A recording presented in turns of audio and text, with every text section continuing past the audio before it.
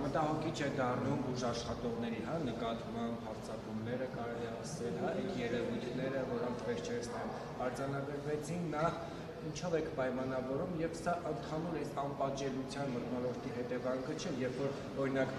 3 միլիոն վարչապետերից մեկը տեսնում է, որ մի վարչապետ, օրինակ Նորքի թաղապետը պայմանական մարդ է ծեծում, ուղիղ եթերում, հետևաբար ինքն էլ որպես վարչապետ կարա մեկ այլ մարդու ծեծի եւ այդ մեկ մարդը պարզվում է, որ բուժաշխատող է։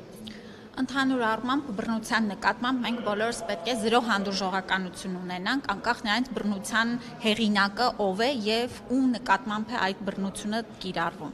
Ես իմ գրառման մեջ էլ նշել էի, որ կարծում ենք այս սիստեմատիկ դեպքերի հետ կապված առանձին քրեական գործերից բացի մենք հետևողական գնում ենք, որպիսի քրեական գործերի հարուցման ուրեմն շրջանակներում այդ անձինք հավուր պատշաճի նաև պատասխանատվություն կրեն, բայց կարծում ենք, որ շտապօգնության մեքենաների կահավորման հետ կապված եւս պետք է փոփոխություններ անենք։ Նախ նշեմ, որ արդեն իսկ քննարկում ենք շտապօգնության մեքենաների վրա ուրեմն տեսախցիկների տեղակայման հարցը, որպիսի թե չզիջման, թե նաև ուրեմն այլ հարցերի հետ կապված ավելի ընդհանրական պատկեր ունենանք։ Բացի դրանից պիտի մասնագիտական հանրության հետ քննարկենք նաև անձնակազմի ինքնապաշտպանական միջոցների հետ կապված ինչպիսի միջազգային փորձ կա, ինչ միջոցներ կան, որ մենք կարող ենք դրանք եւս տրամադրել, որովհետեւ մեր կարծիքով շտապօգնության բրիգադը անկախ նրանից պացիենտը գոհ է այդ ուրեմն բրիգադի աշխատանքից թե ոչ, գոհ լինել կամ չլինելը այլ ձևաչափով, այլ տեղում պետք է արտահայտվի եւ բացառվի որևէ մեկի նկատմամբ բռնության կիրառումը։ Հնարավոր է քննարկումների արդյունքում օրինակ նաեւ որոշում կայացվի, օրինակ հատկապես գիշերային ժամերին, այդ շտապօգնության ուղեկցող բրիգադների հետ ոստիկանության աշխատակիցների եւս։ Կարծում եմ, որ այդ տարբերակը չէ, որովհետև դա եւս համակարգային ծանրաբեռնվածության չպիտի հանգեցնենք եւ ըստ էության այս բացառիկ դեպքերի պատճառով մարդկանց հավելյալ տագնապ չներշնչենք, որ շտապօգնության մեքենայի հետ ոստիկանության մեքենա էլ է գալիս, չէ։ Մենք կուսումնասիրենք այլ ձևաչափեր, ինչպիսին կան աշխարհում կիրառվող անհատական պաշտպանության կան մեխանիզմներ եւ դրանց հետ կապված առաջիկա մեկ ամսվա ընթացքում կամփոփենք, ես նաեւ հանրային կերպով դրան կանդրադառնամ։ Կապակցությունների կենտրոնի ուսկաբանականի սուբյեկտը լուսավորիչ ԲԿ-ի ինֆեկցիոնի ու հոգեկան առողջության պահպանության կենտրոնի աշխատակիցներին ինչ պատճառով է ասել։ Դե գիտեք, այդպես կարող եք շարունակել վերջին 7 տարվա ընթացքում ցուցակը մեծ է աշխատանքից ազատված նոր կադրերով, կարծեմ արդեն անդրադարձել եմ այդ հարցին, տեսեք, ուրեմն հարգելիներս, ընդհանուր առմամբ կադրային ուրեմն փոփոխությունները պետք է մշտական լինեն եւ առանց այսպես դրան ինչ-որ բան վերաբերվելու, որ ինչ-որ բան է տեղի ունեցել։ Որոշ դեպքերում պայմանագրերը դադարել են, լուծվել են եւ ես դրա հետ կապված արդեն բրիֆինգին անդրադարձել եմ։ Հաջորդիվ կան անձինք, ովքեր որ պայմանագրերը լրացել են, նոր պայմանագրեր չենք կնքելու եւ եւս մրցույթ է կայացվելու, որպեսզի հասկանանք ինչ փոփոխություններ պիտի անենք։ Օրինակ, պարոն Մարտիրոսյանի պարագայում տեղեկություններ եթե թույլ տաք, եթե հապես եք, ասել դիմում գրի, հրաժարականի դիմում գրի, բեր, երբ որ անհրաժեշտ լինի, ես ինքս կմակագրեմ նման տեղեկություններ մենք ունենք։ Հարգելիներս, կադրն է այսպես ասած եղել։ Նաև Լենան Անուշյանի մտերիմը։ Հարգելի գործընկերներ, եթե դուք այս դիտարկումները անեիք 2021 թվականին, գուցե ինչ-որ տեղին լիներ այդ արգումենտը։ Չէի կարող սպասել 4.5 տարի եւ հետո այս արգումենտի հետ կապված որոշակի գործողություններ անել։ Խնդրում եմ մի անիմաստ ինչ-որ բամբասանքների եւ չգիտեմ ինչերի տեղիք տալ։ Ինչ է նշանակում պայմանագրի մասին տեղեկացրել եք լուծարման։ Դա հստակ ընթացակարգ է, ցանկացած աշխատանքային պայմանագիր լուծարումից առաջ մարդուն պետք է տեղեկացնես դրա մասին գրավոր կերպով, եւ մենք էլ հստակ կերպով հետևում ենք։ Հաջորդիվ պիտի ասեմ, որ գիտեք, որ նաեւ մարզային բժշկական կենտրոններն են արդեն առողջապահության նախարարության ենթակայության գտնվում եւ այս մասով էլ ես կարծում եմ, որ մեր համակարգում կադրային փոփոխությունները ցանկալի են եւ պետական բժշկական կենտրոններում էլ ընդհանրապես աշխատանքի ժամանակը պետք է ողջամտության մեջ լինի։ Չի կարող որ անձը տասնյակ տարի կամ նման երկար ժամանակ նույն պաշտոնին լինի, դա բերում է լճացման, դա բերում է նաեւ նոր կադրերի հոսունության խոչընդոտմանը։ Ինչ վերաբերվում է հենց կախվածությունների ազգային կենտրոնում, մենք 5 տարին լրացել է, վերջին տարիներին նորմալ աշխատել ենք պարոն Նազիմյանի հետ, ես նրա մասնագիտական ուրեմն կարողությունների, որակների մասով որևէ խնդիր չեմ տեսնում, բայց նպատակահարմար եմ գտնում այս կառույցում փոփոխություններ իրականացնել եւ չի ուզի ավելի մանրամասներին անդրադառնալ։ Որ եթե ձեր հարաբերությունները լարված լինեին, դուք 4 տարի չեք սպասի, բայց տեղեկություններն այսպիսին է, որ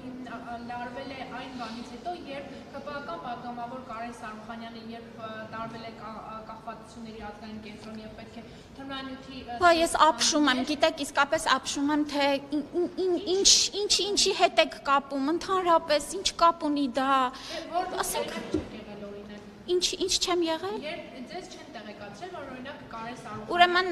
առողջապահական համակարգ մոտավորապես օրական հազարավոր պացիենտներ, այդ թվում պաշտոնավոր անձինք եւ դիմում են։ Եվ ես պարտադիր չի որ տեղյակ լինեմ բոլոր դեպքերից եւ տեղյակ եմ այն դեպքերից, ինչին որ հարկ եմ համարում, խնդրում եմ բաներ մի հնարեք էլի։ Ինֆեկցիոնի տնօրեն վերջերս նշանակել մի անձի, ով ձեր քննադատներից էր։ Եվ Այդ սկզբունքով եք որոշել։ Եթե անդրադառնում եք ուրեմն որոշ տարիներ առաջ նրա քաղաքականության հետ կապված դիտարկումներին, կարծեմ, եթե չի պատասխանել, ապա խնդրեմ նաև իրեն ուղղագրավոր հարցումները, կարծում եմ նա մեր ներկայիս քաղաքականությունը ողջունում է եւ թե քննադատել է տարիներ առաջ, ես դա շատ հանգիստ եմ վերաբերվում, խնդրեմ չեմ տեսնում, ուրեմն մրցույթի արդյունքներով նա բավական լավ արդյունք է ցույց տվել եւ սա էլ ուզում եմ նշեմ, որ մենք առողջապահության նախարարությունում մրցույթներին շատ խիստ ենք վերաբերվում եւ դրա հետ կապված են բաներ, դիտարկումներ լինում, թե ինչու են մարդիկ կտրվում են, որովհետեւ խստորեն ենք մոտենում, ոչ թե ֆորմալ առումով եւ ուրեմն մրցույթի արդյունքներով այո, նրա մասնագիտական գիտելիքները նաեւ գնահատելով եւ հենց մասնագետ լինելով որոշում եմ կայացրել նշանակելու նրան։ Երբևէ ՊԱԳ-ը ստուգում իրականացրել է կախվածությունների ազգային կենտրոնում Սուրեն Նազիմյանի պաշտոնավարման ժամանակ։ Ես կարող եմ խոսել իմ կառավարման շրջանում, երբևէ այո, վստահաբար մեր խախտումներ, որքան գումար է արձանագրվել։ Ուրեմն իմ կառավարման օրոք ՊԱԳ-ը իրականացրել է ստուգումներ շատ բժշկական կենտրոններում, այդ թվում նաև կախվածությունների կենտրոնում։ Հասկանալով ձեր նաև բամբասանքների մյուս, որը տարածվում է շրջանակների Եթե թույլ տակ պատասխանեմ, կպատասխանեմ, եթե դուք արդեն ունեք պատասխանը, ես էլ ինչու պատասխանեմ ձեզ։ Դուք ձեր ձևակերպումների մեջ չվիրավորվեք։ Դե, եթե ես ձեր չունեմ պատասխանը, ինչու եք տալիս այդ հարցը ինձ։ Ես վիրավորեցի ինչ-որ մեկին։ Ես նորից կրկնում եմ, հաջորդ թիվ կանխելով բամբասանքների մյուս շրջանակը, ես հանձնարարել եմ, որպեսզի այդ ստուգման հետ կապված եւ ստուգումից հետո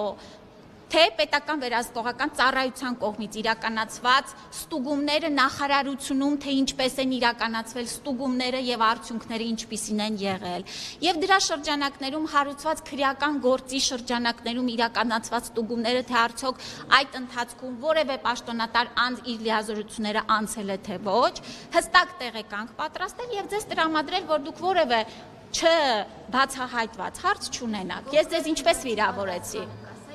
Ես ձեզ պատասխանեցի։ Ես նկատի ունեմ Սուրեն Նազիմյանի պաշտոնավարման ժամանակ, ձեր պաշտոնավարման ժամանակ։ Այո։ ՊԱԳ-ը ստուգում իրականացրել է կախվածությունների ազգային կենտրոնում։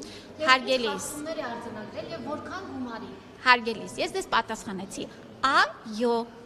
Էլ ինչպես ասեմ։ Այդ բոլոր հարցերի հետ կապված խնդրեմ ուղարկեք գրավոր հարցում, ձեզ կպատասխանեմ։ Այսինքն ձեր կարծիքով ես այսօր հիշում եմ երբևէ իրականացված ստուգումների արդյունքների թվերը, չէ, չեմ հիշում։ Հենց այդտեղից է սկսել ձեր եւ Սուրեն Նազիմյանի լարվածությունը։ Հարգելիս, որևէ լարվածություն չկա։ Ես ձեր հարցին պատասխանեցի եւ սիրով նաեւ գրավոր կպատասխանենք մանրամասնորեն։ Տեղեկությունները, որ արձանագրված խախտումների հիման վրա պայմանական խախտումների, հա, մեծ թիվ է գրվել, միլիոնավոր դրամներ, սակայն հետո դրանք չեն հիմնավորվել եւ ստիպված են եղել այդ դրամները կրճատել։ Հետո ստիպել եք, որպեսզի Սուրեն Նազիմյանը ստորագրի այն ակտերի տակ, որոնք ըստ էության,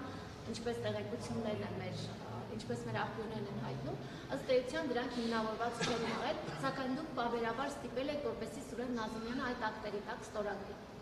Խեղճ Սուրեն Նազիմյան եւ հետո Այո կամ ոչ, բացառում եք, երկում եք, այդպիսի բան եղել է։ Չէ, ես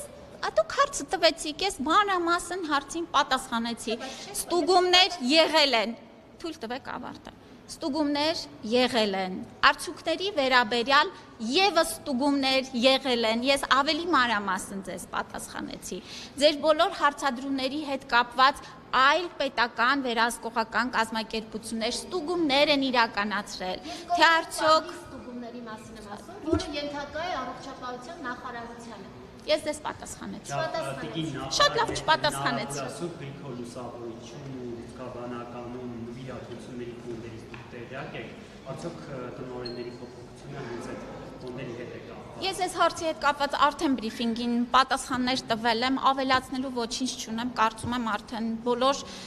մանրամասները թե առողջապահության նախարարության, թե պետական վերահսկողության ծառայության կողմից ներկայացվել են։ Եվ կախվածությունների կենտրոնի տնօրենն ասում է, որ նախարարության վերաբերմունքն իր ղեկավարած կլինիկայի հանդեպ շատ վատ է եղել, սրան այս մեկնաբանության ինչպես կարծեք։ Ես որևէ կլինիկայի նկատմամբ լավ կամ վատ վերաբերմունք չունեմ, ես իմ այստեղ նախարարի դերակատարումն է մեր բոլոր կլինիկաների զարգացումը եւ նրանց ուժեղացումը համակարգում իրենց պատշաճ տեղը գրավելն է։ Ես կարծում եմ, որ վերջին տարիներին կառավարությունը եւ առողջապահության նախարարությունը մեծապես նաեւ կախվածությունների կենտրոնի եւ ընդհանուր առմամբ թմրամիջոցների դեմ պայքարի շրջանակներում բավական ներդրումներ է իրականացրել եւ իր վերաբերմունքը ցույց է տվել։ Տիկին Ավանեսյան, ձեր խոսքի սկզբում դուք երբ անդրադարձաք շտապօգնության բժիշկների դեմ բռնությանը, նշեցիք, որ դժողականություն պետք է լինի ընդհանրապես բռնության վերաբերյալ, դուք արդյոք դատապարտում եք Նորքի թաղապետի գործելավոճը, ով ուղիղ եթերում ծեծի է ենթարկել Հայաստանի Հանրապետության քաղաքացուն եւ արդյոք տեղյակ եք այդ դեպքից։ Ցավոք սրտի տեղյակ չեմ հասցրել հետևել, բայց ես իմ խոսքի սկզբում էլ նշեցի, որ ցանկացած տեսակի բռնության ես իհարկե դատապարտում եմ, անկախ նրանից ինչ իրավիճակում է դա իրականացվել։ Ցանկացած հարց պետք է լուծվի խոսելու կամ իրավական դաշտում։ Սա է իմ մոտեցումը։